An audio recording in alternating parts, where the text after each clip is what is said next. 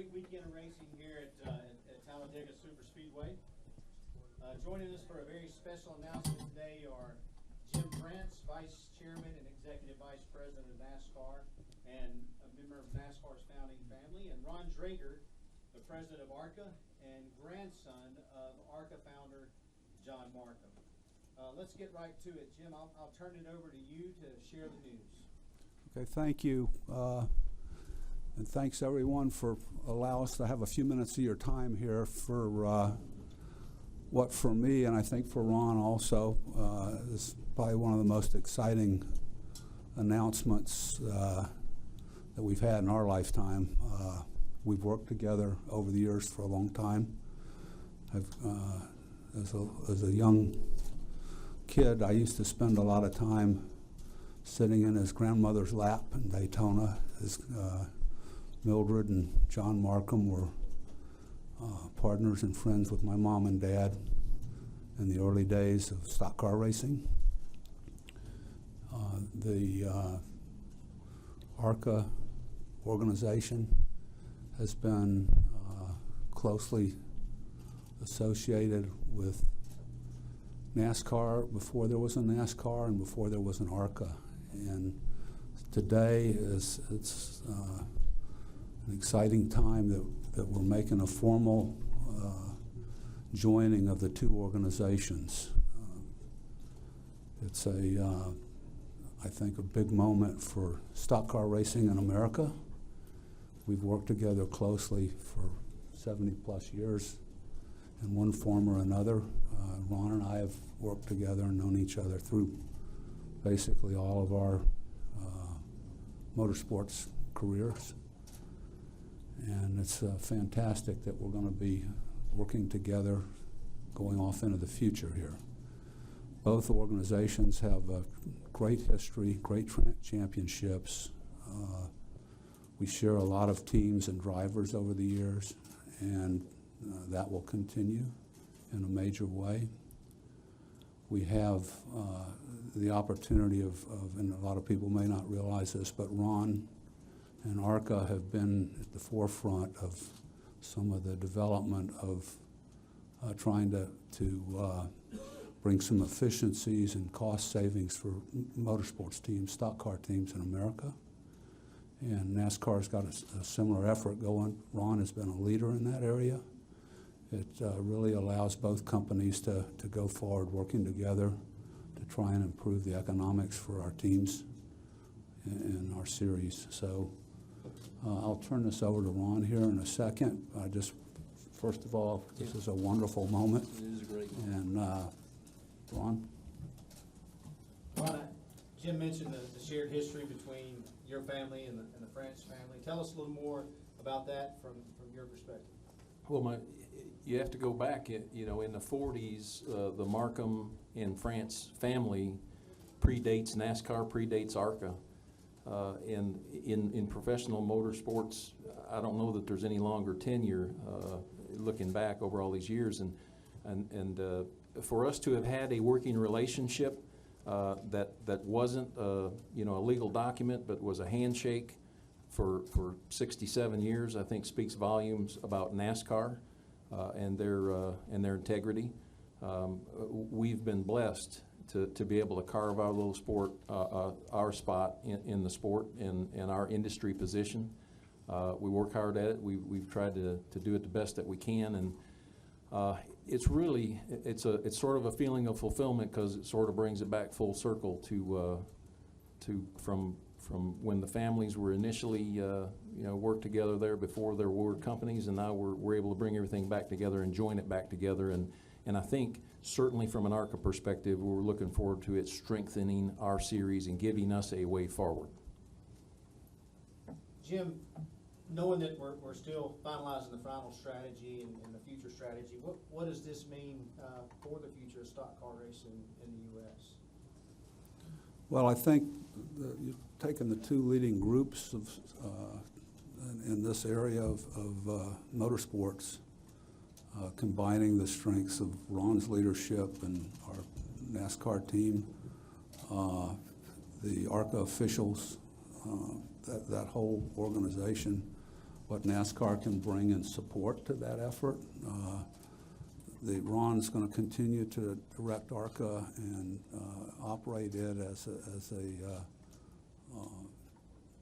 freestanding organization, so to speak. It will continue with its history and its championships. We'll be working together to develop the next steps. Ron's going to be helping direct that with our NASCAR leadership team. I think you will see a big boost in a lot of areas, things that NASCAR's been working on, some of our grassroots programs. Ron's efforts in that area will be a significant boost to our stock car series, both of them in this country. It's a real value, I believe, for our fans in both series and throughout our country.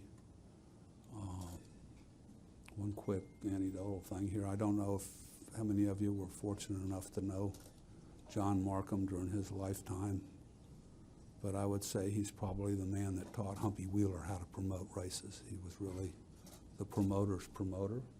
I still have some silver dollars that he gave us when he'd come to Daytona every year. So having what he started and built joined with what we're doing is a big moment. And Ron has, as I said, he doesn't get a lot of credit for things, I think, but he's been a leader in bringing some cost savings into motorsports. And you can, I believe, talk to most of the ARCA team owners in paddock that would tell you the same thing. So it's an important step in our future going forward.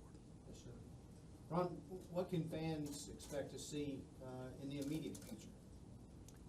So 2018 is pretty well set, and we're building 2019 as we speak. So from an ARCA perspective, the ARCA Racing Series presented by Menards, what you see today is what you're going to see tomorrow. We're always working on it. We're sanding and polishing, trying to make it better, trying to make it stronger, and that's a big part of us joining NASCAR is our ability to make our product the best that it can and strengthen it and just bring it together. I mean, I think the industry is stronger together than individually. We'll take a few questions now. If you'll raise your hand, we'll get a microphone to you. State your name and affiliation. We will start right here with Bob Hockers. Bob Hockers, ESPN. Jim, there have been a lot of rumors about NASCAR selling or looking for investor when you buy things and you're doing a lot of consolidation of roles.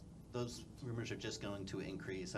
Can you address that? Does this purchase make you guys any more eligible for or more likely to be sold? Or where do you see this series in your kind of portfolio? Well, the NASCAR's and our business is racing, and that's what we're investing in. We've done it all of our lives, and we're going to continue to do it. And the relationship with ARCA is just a continuation of that. We've been involved in sports car racing all of our lives. Also, we were able to reunite the sports car series and build that, and that's the goal here. We're going to go to the back left over here to Jerry, and then to Rick Bender. Jerry Jordan, KickingTheTires.net and PRN. The press release talks about through 2019, but what is the grand future for the two series? With ARCA's going to continue doing what it's doing through that. What will this mean for the combined, maybe the K&N series or ARCA going forward after that date? Well, I think 2020 and beyond is still a work in progress, and those are conversations we're certainly going to have. I think from an ARCA perspective, I liken it to we're a small independently owned company, and our world continues to get more and more complicated and complex. And there are times when I feel like I'm a little rowboat out in the middle of the ocean, and the ocean liner go by and they rock the boat. And a big storm comes along and it rocks the boat. And so far, we hadn't turned over. I want to be on a bigger boat.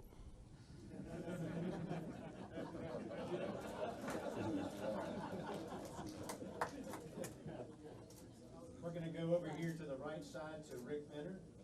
Rick Miller, my question's about the schedule going forward after next year. Does ARCA anticipate going to the same racetracks you go to now, or is there a possibility to like pair you with K&N races or even sports car races that NASCAR already runs? Yeah, thanks, Rick, because now I get to say we're Salem Speedway in Indiana and Toledo Speedway in Ohio, and the DuQuoin and Springfield Mile Dirts are part of ARCA's history and tradition, and our intention is not to leave that. Our intention is to hold on to that and grab it. And so it's the second question about K&N. We have a great deal of respect for what goes on in the K&N East and West, and there are quality race teams and drivers and race cars, and our race cars are pretty closely aligned right now. So we certainly see a way forward to work together. And again, just try to build, let's coordinate our efforts as opposed to everybody off sort of doing what they do on their own. Let's bring this together and try to coordinate it, and that we feel like can make it stronger. We'll stay on the right over here to Chris Knight, and then we'll finish up with Lee. Chris Knight, catchfence.com. Ron, will the ARCA, beginning with the 2020 season, will we see the ARCA headquarters remain in Michigan, or will we see transition to North Carolina? And as far as the key players such as yourself, Joe Wells, Mark Undrum, et cetera, et cetera, et cetera, will we see start as far as staff-wise? So 20 and beyond, again, Chris, we're working on that and we're building it going forward. I think I can speak personally to tell you that I own 2 little racetracks up there and I can't pick them up and move them. So I'm pretty sure I'm staying where I'm at. But we're deeply committed to the future of the ARCA Racing Series, and we want it to grow and to stabilize and be a series that carries forward into the future. And for us, this is a way forward for the series 2020 and beyond. We'll finish up with Lee. Lee Spencer, RBM. Mr. France, can you say where does this rank as far as K&N? I mean, before ARCA was actually in the family, K&N has kind of filled that void a little bit under your umbrella. Will there be a, I guess, will they meld them together, or will ARCA kind of replace K&N in that, in the ladder, so to speak? Yeah, I think Ron and Steve O'Donnell, Mike Helton, and both organizations are going to work on formulating the 20 and beyond plan. We've got some thoughts at this point. As Ron said, the cars line up well. There's some crossover with teams as it is now. So it's a work in progress right now. We just formalized the first step of it, and we'll be developing the plan in the future. Ron's critical to that process. And I think I would add the K&N East and West is a very solid group of team owners and race cars, and the schedules that they have are very respectable schedules, and what Brandon Thompson and his group have done to build that K&N East and West. There are a lot of quality people that come out of that series, and we maybe get to have them, and then they continue to move their way forward. So from a developmental perspective, we think it's a really important part of the program. Gentlemen, congratulations. Thank you. If everyone would just hold off, we're going to take a quick photograph up here to commemorate the occasion. So I'd ask those who are part of that photograph to come on up.